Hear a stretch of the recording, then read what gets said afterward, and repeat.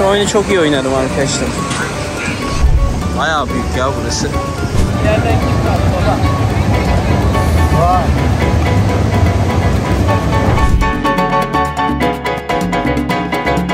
Brezilya'nın Ubatuba şehrinden buraya Grande'den herkese selamlar arkadaşlar. Yanımda Brezilya'nın gülü Eren var. Taslarıyla bize bugün ver şovu baba. Ver bir kol. Bugün neredeyiz? Praia Grande'deyiz arkadaşlar. Burası nasıl bir yer diyecek olursanız Belem gibi. Yani tüm cingenler burada toplanmış. Neyse şimdi bunu çeviri yapmayalım arkadaşlar. Başımız belaya girmesin Brezilya'da sonra. São Paulo burada diyor. São Paulo buraya taşınmış. Evet. Şimdi size sahil turu yaptıracağım. Beraber görelim. İnsan seli. Şöyle bir tur yapacağım. Bir şey diyorsunuz mu lan? Dikkat edin. Herkese Brezilya'dan selamlar. Bir de telefona dikkat edin. Aynen. Onlar dikkat etsin kardeşim. Tanımıyorlar. Herkes burada çadırını kurmuş, ailece gelmişler. Yani görüyorsunuz zaten. Anlatmaya hiç gerek yok. İnsan seli abi. Biz biraz böyle cool ortam istiyorduk ama burası bayağı bir aile plajı. İnsanlar aileleriyle beraber gelmişler. İşte top oynayanlar var. Tenis oynayanlar var. Böyle hep beraber oturanlar var. Var oğlu var yani. Şimdi bu videoyu izliyorsunuz. Yaklaşık deprem üzerinden 7 gün falan geçti galiba. Yanlış hatırlamıyorsam. Durumlar bayağı kötü. O yüzden bu videonun altına bağış yapabilirsiniz. Yaptığınız bağışlarda süper rozet mi oluyor artık? Neyse bilmiyorum. Bağış diye bir şey koyduk oraya. O bağışları toparlarız, göndeririz beraber. Ama zaten bu video çok geç yayınlanacak. O yüzden bilmiyorum ne zaman olur. Hani yapabilirseniz yapın. Göndeririz insanları. Ben zaten Instagram üzerinden yabancılara özel video çektim. Zaten YouTube'da da paylaştım. Yaklaşık arkadaşlarım bir 15-20 bin lira civarında, benimkileri de dahil edersek 25-30 bin civarında bir para topladık. Bunları Ahbap'a yolladım. Siz de destek olmak isterseniz olun arkadaşlar. Ama eminim zaten hepiniz elinizden geleni yapmışsınızdır. Çünkü Allah korusun bu senin, benim, kendi vatandaşımız ve bu senin annene babana da olabilirdi. Kardeşine de olabilirdi. Çok kötü durum biliyorsunuz. Allah korusun. Yani biz de burada geldik sahile. Yani bir haftadır böyle tadımız madımız hiçbir şey yok. Hiçbir şey yapamıyoruz. Yani Brezilya'dayım ama böyle hep içim orada. Instagram'da sürekli paylaşımlar yaptım ettim. Ama artık onu da bıraktım. Çünkü böyle prim kasanları falan görüyorum. Çok itici ya. Gerçekten itici. Ülkemiz maalesef çok kötü insanların elinde. Umarım düzelir. Neyse en azından bu videoda biraz da olsa keyfiniz yerine gelsin diye çekiyorum. Genelde burada hep aileler gelmiş. Çocuklarını alıp hafta sonları buraya kaçmışlar belli ki. Denizin içi ayrı full, dışı ayrı full. Maalesef her şeyi de çekemiyorum. Çünkü yani YouTube bizi sürekli bloklama derdinde. Böyle kız bikini görsün, işte ne bileyim başka bir şey görsün. İnsanların doğal giyimlerine bile artık YouTube karışır oldu. Bu çok iğrenç bir şey ya. Ben anlamadım abi, ne var yani, insanlar hiç mi bikini giymeyecek, hiç mi vücutlarında bir yer gözükmeyecek? Bu çok saçma bir olay. Bu sahil buradan buraya komple devam ediyor. Hep bana derdiniz Brezilya'ya git abi, Brezilya sahillerine. Bu haftadan sonra arkadaşlar Rio'ya gideceğiz. O videolar da ilerleyen zamanlarda gelecek. Rio turu yapacağız. Rio Karnavalı'na katılacağız. Rio Karnavalı'nda güzel görüntüler çıkacaktır. Hep beraber gideceğiz, 5-6 arkadaşız. Hani başıma gelmeyen kalmıyor zaten burada. Tehlikeli bir yer. Bir anda elinizden telefonu alabiliyorlar. Rio'yu çekmeye çalışacağım elimden geldiğince ama her yerde hırsız var arkadaşlar. Yani çok sakat bir yer. Buralar yine daha iyi. Ama São Paulo'ya gidin. Her elinizde telefon gören adam iyi bir insansa şey der. Telefonu sakla lütfen falan der. Yani abarttıkları kadar var. São Paulo'da çünkü elimden alıyordu.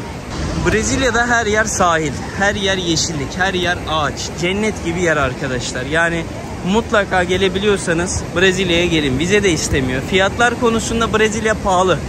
Brezilya'nın fiyatları gerçekten çok pahalı. Mesela 3 kişi biz ev tuttuk. Yaklaşık günlük 20 dolara geliyor. 3 kişi de bile. Yani Kolombiya'da tek başıma otel tutuyordum. 25-30 dolara kahvaltı dahilli oluyordu yani. Burada bulamıyorsun. Bir de turistik yerdeyiz. Mesela São Paulo'da günlüğüne 44 euro verdim ya. O da yaklaşık 46-48 dolar falan yapıyor kahvaltı dahil. 3 yıldız mıydı? 4 yıldız otel miydi? Neydi? Yani Avrupa ülkelerinden daha bile pahalı çoğu yer Brezilya'da. Brezilya'nın para birimi de real zaten. Her şey realle. 1 real şu anda 1 dolar yaklaşık 5 real yapıyor. Ona göre hesaplayın TL'ye. Esas sahil Rio'da. Copacabana ile Ipanema öyle bir yer var. Oralar çok eğlenceli, daha güzel olur. Buralar biraz daha ailevi yer. Biraz da geniş açıyla alayım. Oy, su sıcak arkadaşlar. Hava da geldiğimizden beri hep böyle. 2 gün güneş açtı sadece. Ondan sonra hep böyle. Yağmur hep yağıyor. Çok fazla yağmur yağıyor Brezilya'ya. Gri bulutlar inmiyor. Ulan yağıyor, hep yağıyor. Amcalar da hep önümde yürüyor birader. Böyle kafelerin önünde hep sandalyeler falan var. İnsanlar otursun diye. Herkes günübirlikçi burada belli. Ne haber lan? Burada top oynama kültürü çok fazla ama ya. Yani küçüğünden büyüğüne herkes top oynuyor. Bu çok güzel. Benim çok hoşuma gidiyor. Bak. Aferin lan. 5 gündür falan hiç videoyu bile elime almadım olaylardan dolayı. Ama çok güzel yerlere de gittik böyle. Sahil kenarları, yemyeşil yerler. Sakince oturduk. Günü geçirdik. Yani moralimiz üçümüzün de hiç yoktu. Psikolojimiz bozuldu hatta. Halen de bozuk. Zor abi zor. Yani bir de kar, kış, kıyamet. Ben burada sıcaktayım böyle. Hiçbir şey paylaşmıyorum zaten. Paylaşamazsın abi. Bu kadar insanlar acı içindeyken sen böyle mutlu, keyifli yaşayamazsın. Yaşayamazsın çünkü yaşarsan zaten vicdanen, kalben bir problemin vardır bana göre. Bunu yapabiliyorsan zaten bilmiyorum, Türk milletinden olduğunu düşünmüyorum senin. Kim olursa olsun bu. Hiç fark etmez. Bana biraz vatan hainliği geliyor. İçin kanar ya. Şu oyunu çok iyi oynarım arkadaşlar.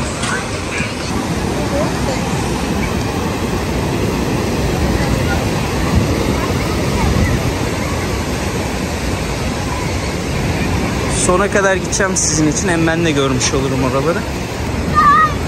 Brezilya'nın yüz ölçümü çok büyük. Yani bir yerden bir yere gitmeye kalktığınızda başka şehirden başka şehre uçak kullanmadan giderseniz 20 saat 24 saat falan sürüyor çoğu yer. Otobüsler. Çok yüksek. Seyyar satıcılar çok fazla. Bak burada denize girilmiyor mu? Perigo diyor. Bilmiyorum ne demek. Sörfçüler var arkadaşlar burada. Şimdi anladım. Bir tane bira marketlerde 1,5. Bir tane su, geçen altılı su aldık. 2 real verdi. Çok ucuza aldık. O da su da çok kötüydü ama. Yani normal bir tane 1,5 litrelik suyu 1,5-2 reale alabilirsiniz. Güzelinden. Toplu şekilde aldınız mı ucuz ama çok kötüydü su. Şu anda bütçesel olarak çok güzel harcıyoruz. 3 kişi tatile giderseniz arkadaşlar bayağı uyguna geçirebilirsiniz. Bak, konaklamaya günlük şöyle anlatayım size. 55 dolar günlük konaklamaya harcadık. Yemeğe yaklaşık günlük 3 kişi kendimiz pişiriyoruz. Sabahları menemen, avokado yiyoruz kahveyle beraber. Akşamları da et sote yapıyoruz mesela. Hola. How are you bro? I like your hair. Hey. YouTuber? Yeah. What's your name? Eldoan. How many subscribers do you have? Say something Portuguese. My name is Gabriel. Erdogan. Erdogan. Nice to meet you brother. YouTuber'mış. Yemeğe harcadığımız para da 10-20 euro desek 3 kişinin paylaştığı. Hadi dışarıda bir şey içtik falan. Onlara da 5'er euro koysan kişi başı. 15 öyle. 55 eve verdik. 70, 20 de şey yaptık. Günlük 90 dolar para harcıyoruz. 90'ı 20 ile çarpalım. 1800 lira yapıyor. Yani kişi başı günlük yediğimiz içtiğimiz konaklamamız 600 liraya geliyor. Size tavsiye 4 arkadaş birleşin, yazın Brezilya'ya gelin. Neden? Çünkü Türkiye'de herhangi bir yerde kalmaya kalksan yazın zaten 1500-2000 lira para harcayacaksın. Buranın tek dezavantajı uçak bileti. Uçak bileti biraz pahalı. Ama vizyonunuzu geliştirmek, yeni insanlarla tanışmak, yeni ülkeleri keşfetmek istiyorsanız bu riski alın. Azıcık biraz daha fazla para ödeyeceksiniz. Yeni yerler görmüş olacaksınız. Yapın abi yapın. Gelin buraları, yeni yerler, insanlar tanıyın. Belki kısmetiniz açılır, kız ya da oğlan fark etmez. Gelirsiniz burada biriyle tanışırsınız. Hayatınız değişir, evlenirsiniz, yeni bir yuva kurarsınız ya da bambaşka ülkeye beraber gidersiniz. Yani her şey adım atmakla oluyor. Adım atın arkadaşlar, gezmeye başlayın bir yerde. parayı biriktirdiğinizde gidip araba almayın. Özellikle 30 yaş altındaki arkadaşlara sesleniyorum. Lütfen kendinize yatırım yapın önce. Ondan sonrası inanın bana gelecektir zaten. Çok daha güzel bir hayatınız olacak, söz veriyorum. Neredeyse sona geldik. Oradan hemen göstereyim şöyle. Şurada yol devam ediyor arkadaşlar. Oradan da başka koylara gidebiliyorsunuz. Her yer koy zaten. Şu görüyorsunuz zaten. Her yer. Öyle. Böyle gidebilirsiniz. Şimdi ben geriye döneceğim. Şimdi geri dönüş yolundayız.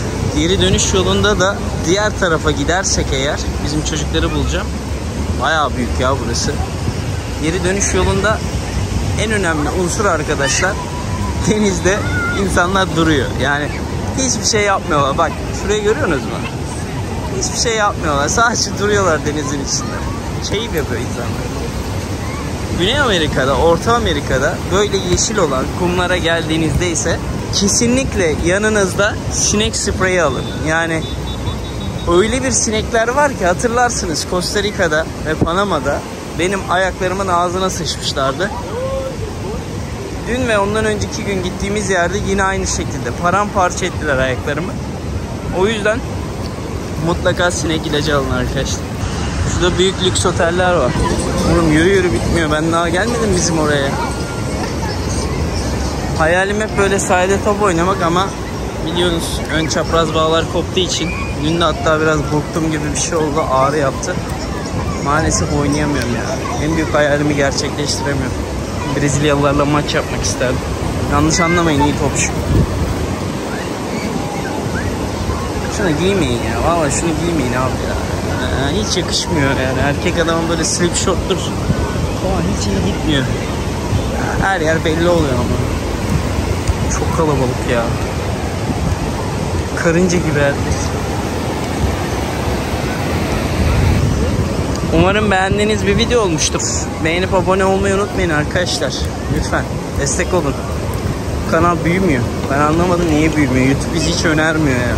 YouTube bizi sevmiyor. Yani şu an var ya, gözümle gördüğümü siz telefonla göremiyorsunuz. Acayip bir şey var ileride yani. Turist yok burada. Vallahi turist yok. Yani tek turist zaten biziz galiba. Hepsi yerli. Hepsi. Turist bulsam soru soracağım sizin için de yok yani. Biz zaten direkt belli oluyoruz ya burada. Hiç güzel kız da yok ya. Yani yakışıklı erkek de az. Ben anlamadım bu işi. Nerede lan bu güzel kızlar?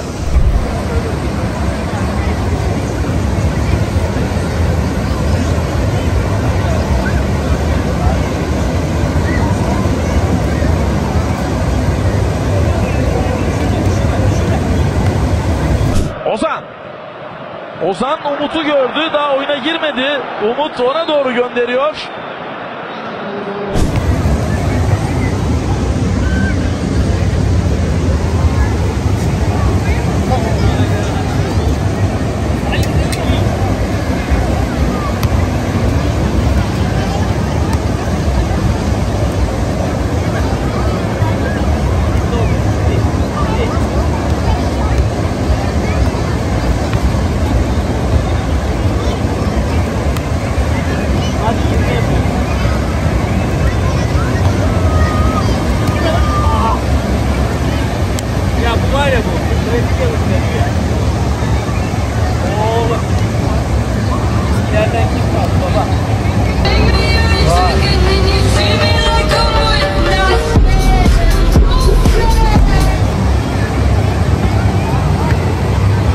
Evet, şimdi güneş çıktı dostlar.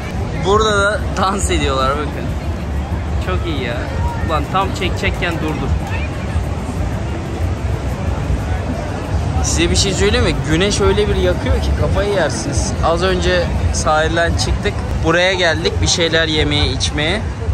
Burada da özel bir şey var arkadaşlar. Bizdeki pişi gibi içine şey koyuyorlar işte. Peynir. Biz mesela çikolatalı muzlu yedik. Etli yedik, karne dedi. 12 reale satıyorlar. Eren adı neydi bunun? Pastel. Pastel. Aynen. Geldiğinizde yiyin ya. Güzeldi. Fena değildi bence de. Güzel bir tat. Değil Herkes mi? denemeli yani. Bence Başka de. bir yerde Bak bu adam bile denedi yani. Bu kadar kaslı maslı ama denedi yani. Bak orada da dans ediyorlar. Çok tatlılar ya. Ne güzel. Seviyorum abi. Brezilya. Burası da Ubatuban'ın gece hayatı. Böyle sokakta insanlar küçük shoplar kurmuşlar. Yemek yerleri var. İncik boncuk satanlar var arkadaşlar. Bizim çocuklar önde yürüyor. Halk yoğun yani. Cumartesileri bayağı insanları dışarıda görebiliyorsunuz arkadaşlar. Lan bayağı insan varmış. Biz de ilk kez çıkıyoruz. Ne düşünüyorsunuz arkadaşlar? Eren ne diyorsun? Klasik Brezilya hafta sonu. Böyle oğlum burada çalarlar ha telefonu. Evet. Vallahi burası sakatmış arkadaşlar. Ben durduruyorum. Oğlum ne oluyor? Parti otobüs. Bir anda elimden bisikletle alıp kaçabilir. O yüzden durduracağım arkadaşlar.